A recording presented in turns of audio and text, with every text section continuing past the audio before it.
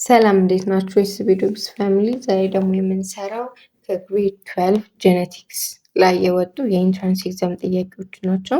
እንግዲህ ጄኔቲክስ በባህሪው ሰፋ ያለ ፖርሽን ከቨር እንደማድረጉ በውስጡ ወደ 13 ሰብ ቶፒኮች አሉት።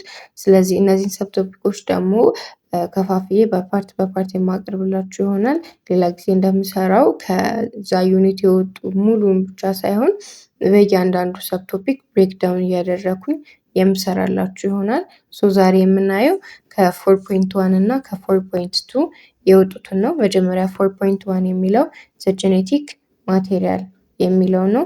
ቀጣይ ደግሞ 4.2 ዘ ስትራክቸር ኤንድ ፈንክሽን ኦፍ ዲኤንኤ ኤንድ አርኤንኤ በሚለው ዙሪያ ጥያቄዎችን የምንሰራ ይሆናል። ይሄ ፓርት 1 ይሆናል። ቀጣይ ደግሞ ፓርት 2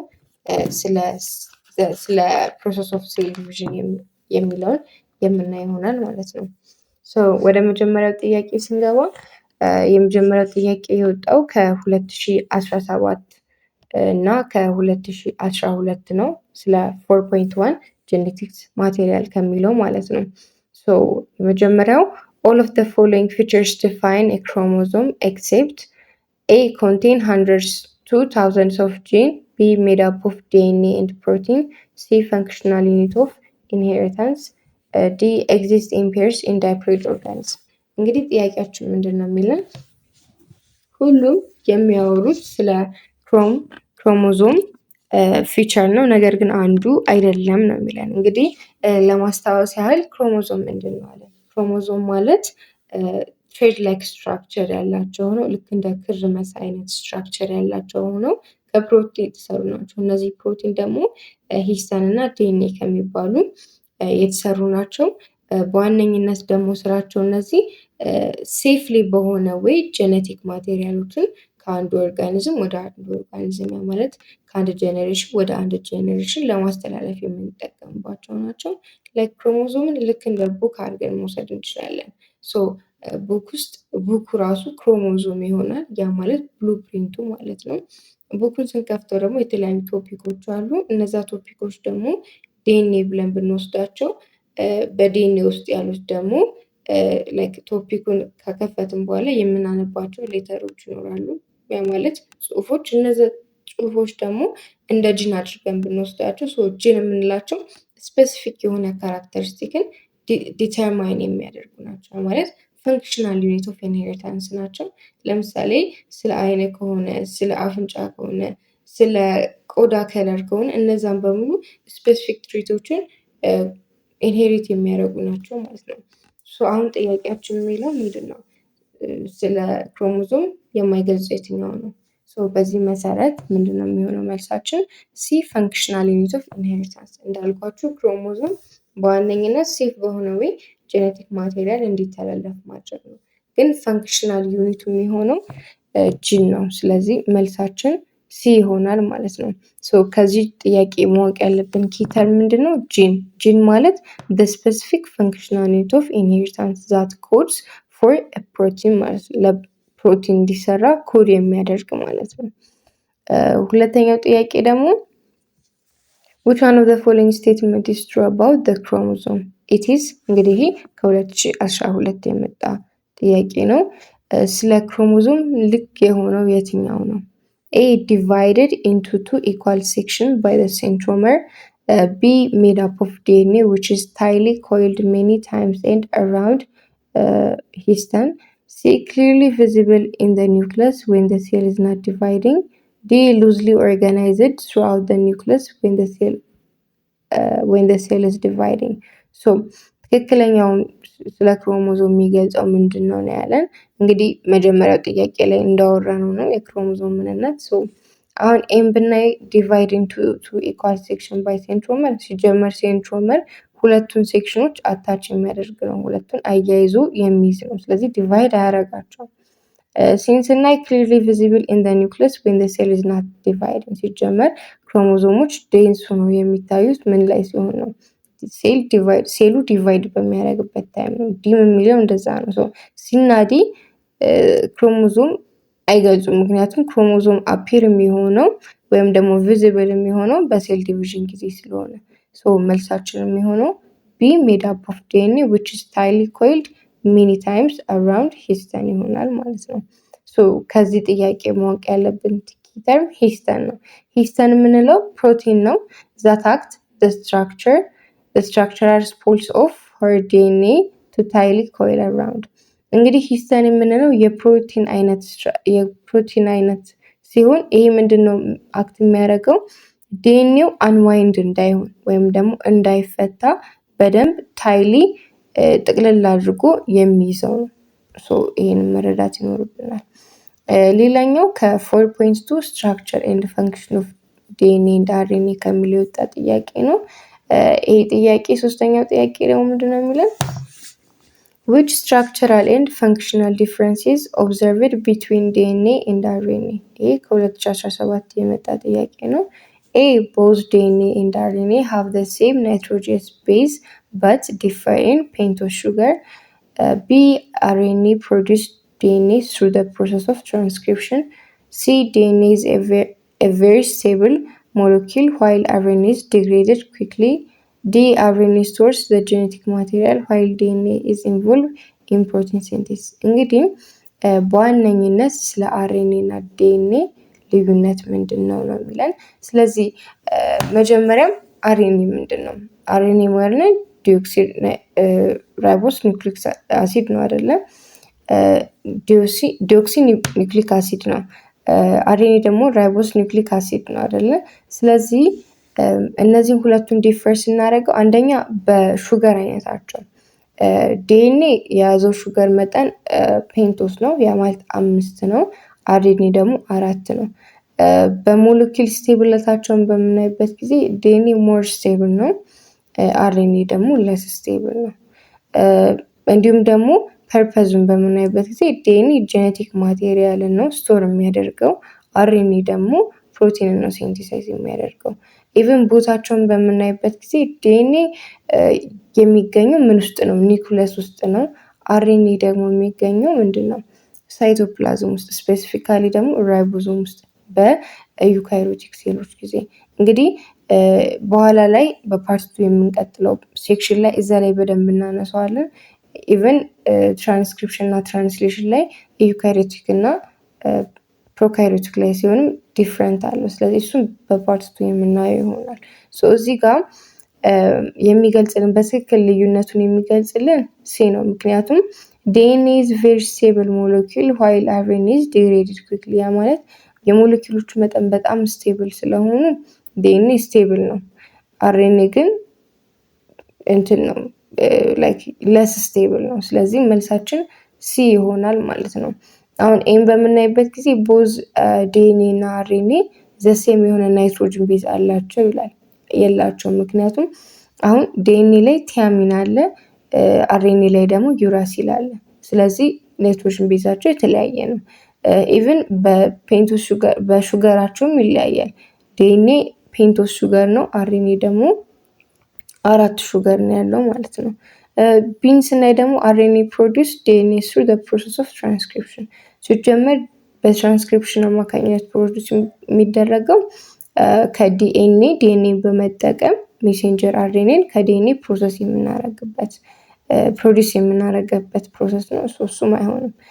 ዲን በምናይበት ጊዜ ደግሞ ሪቨርስ ነው ያደረገው። ምክንያቱም አርኤንኤ ለፕሮቲን ሲንቲሳይዝ ነው፣ ዲኤንኤ ደግሞ ስቶር ጄኔቲክ ማቴሪያል ነው ማለት ነው። ሶ ፋይናል አንሰራችን ሲ ይሆናል። ከዚህ ጥያቄ ሞር ማወቅ ያለብን ነገር ምንድነው? ሞለኪል ስቴቢሊታቸውን በምናይበት ጊዜ ዲኤንኤ ሎንግ ተርም የሆነ ስቶሬጅ አለው፣ አርኤንኤ ደግሞ ቢውልድ ፎር ሾርት ተርም ሲግናሊንግ ነው ማለት ነው።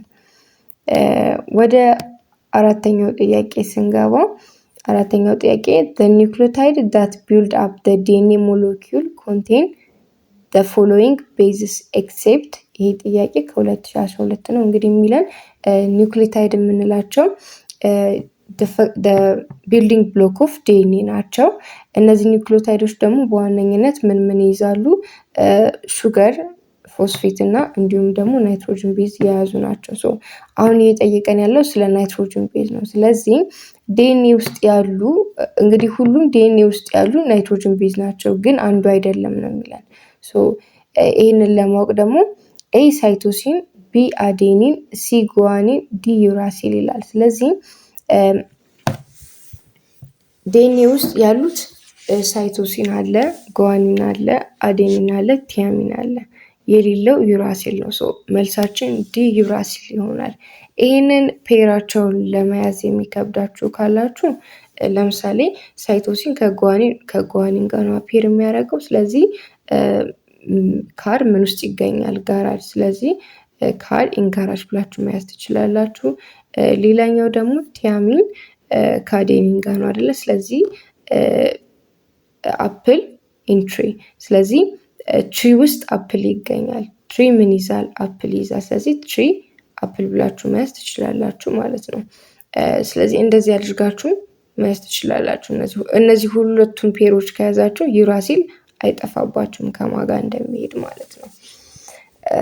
መልሳችን ዲ ዩራሲል ይሆናል ማለት ነው።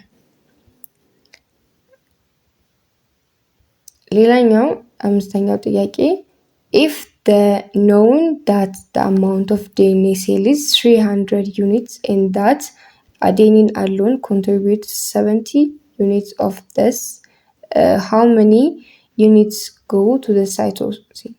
ይህ የ2008 ጥያቄ ነው። እንግዲህ የሚለን አጠቃላይ ዲኤንኤ ውስጥ ያለው ዲኤንኤ ሴል ውስጥ ያለው ዩኒት 300 ቢሆንና አዴኒን ለብቻው ደግሞ 70 ዩኒቱን ኮንትሪቢዩት ቢያደርግ ሳይቶሲን ውስጥ የሚኖረው ዩኒት ስንት ነው ነው የሚለን። እንግዲህ ይህንን ጥያቄ ለማወቅ መጀመሪያ ማን ከማጋ ፔር እንደሚሆን ማወቅ አለብን። ስለዚህ አዴኒን ከማጋ ፔር ነው? ከቲያሚን ጋር አይደለ? ስለዚህ ሁለቱ ደብል ነው።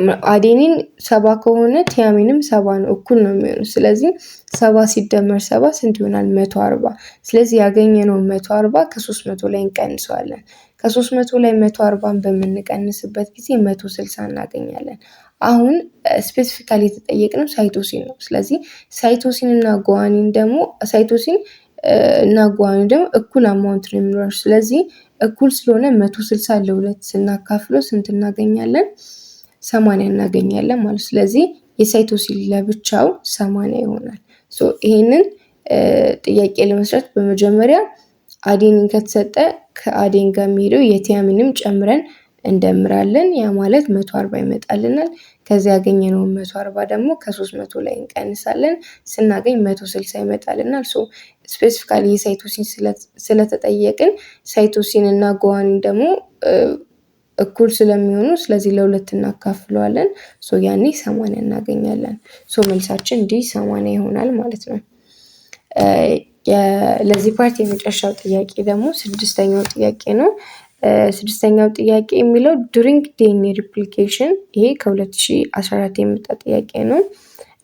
በዲኤንኤ ሪፕሊኬሽን ጊዜ ምን ይፈጠራል ነው የሚለው።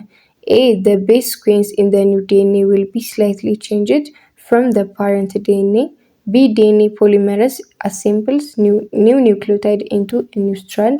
C DNA helicase transports nucleotides that are used to build the new DNA. D the parent DNA will become different from the daughter DNA. እንግዲህ ዲኤንኤ ሪፕሊኬት በሚደረግበት ጊዜ ፕሮሰሶች አሉት አይደለም። መጀመሪያ ዲኤንኤ ሄሊኬዝ የሚባለው ከዛ ዲኤንኤ ጋር አታች ይሆንና አንዋይንድ ያደርገዋል። ያ ማለት ይተረትረዋል። በሚተረትርበት ጊዜ ደግሞ ፎርክ ሪፕሊኬሽን የሚል ይመጣል። ፎርክ ሪፕሊኬሽን ማለት ልክ እንደ ሹካ አይነት ቅርጽ ይመጣል። በሚተረተርበት ጊዜ ዲኤንኤው አንዋይንድ በሚሆንበት አቅጣጫ የሚመጣውን ሳይድ ምን እንለዋለን? ሁለት ስትራንድ አይደለን ያለው። አንዱ ስትራንድ ዲኤንኤ ወደ አንዋይንድ በሚሆንበት ዳይሬክሽን የሚሄድ ከሆነ ሊዲንግ ስትራንድ እንለዋለን። በዛ ተቃራኒ የሚሄደው አንዱ ስትራንድ ደግሞ ላጊንግ ስትራንድ እንለዋለን ማለት ነው። በዲኤንኤ ሪፕሊኬሽን ጊዜ በዋነኝነት 3 አይነት ኢንዛይሞችን ማወቅ አለብን። ዲኤንኤ ሄሊኬዝ የምንለው አንዋይንድ ለማድረግ የሚያገለግል ነው። ዲኤንኤ ፖሊመሬዝ የምንለው ደግሞ ኮምፕሊሜንተሪ የሆኑ ኒውክሊዮታይዶችን በመስጠት ጆይን እንዲያደርጉ ማድረግ ነው። ዲኤንኤ ፖሊመሬዝ ማለት ነው። ዲኤንኤ ሊጌዝ የምንለውም ደግሞ እነዚህ ዲኤንኤ ፖሊመሬዝ የሰጠውን ኮምፕሊሜንተሪ ናይትሮጅን ቤዞች ጆይን እንዲያደርጉ ማድረግ ነው ስራው ማለት ነው። መልሳችን የሚሆነው ቢ ነው። ቢ ምንድን ነው የሚለን? ዲኤንኤ ፖሊመሬዝ አሴምብል ኒው ኒውክሊዮታይድስ ኢንቱ ኒው ስትራንድ ለአዲሱ ስትራንድ። አሁን ለምሳሌ ዲኤንኤ ሪፕሊኬት ከተደረገ በኋላ አንዱ ስትራንድ ኦልድ አንዱ ስትራንድ ኒው ነው የሚሆነው። በዚህ ጊዜ ኒው ስትራንዱ የለውም አይደለ? ስለዚህ አዲሱ ኦልድ ስትራንድ የነበረው አሁን ለምሳሌ አዴኒን ቲያሚን ዩራሲል ከሆነ ለአዴኒን ምን ይሰጣል? ቲያሚን ይሰጣል። ለቲያሚን አዴኒን ይሰጣል። ለሳይቶሲን ደግሞ ምን ይሰጣል? ጉዋኒን። እንደዛ እያደረገ አሴምብል ያደርጋል። እንደዛ አሴምብል ካደረገ በኋላ ደግሞ በመሀል ደግሞ የሃይድሮጅን ቦንድ ይፈጥሩና እነዚህ ናይትሮጅን ቤቶች እንትን ይሆናሉ ማለት። ስለዚህ ይሄን ቦንዱን ፈጥረው ጆይን እንዲያደርጉ የሚያደርጋቸው ደግሞ ሊጌዝ ነው ማለት ነው። ከዚህ ጥያቄ በዋነኝነት መረዳት ያለብን ነገሮች የኢንዛይሙን አይነት ነው። በዚህ ኬዝ ዲኤንኤ ፖሊመሬዝ ነው። ስለዚህ ዲኤንኤ ፖሊሜሬዝ ደግሞ አሴምብል በማድረግ ኒውክሊዮታይዶችን ምን እንዲያደርጉ ማድረግ ነው ስራው ማለት ነው።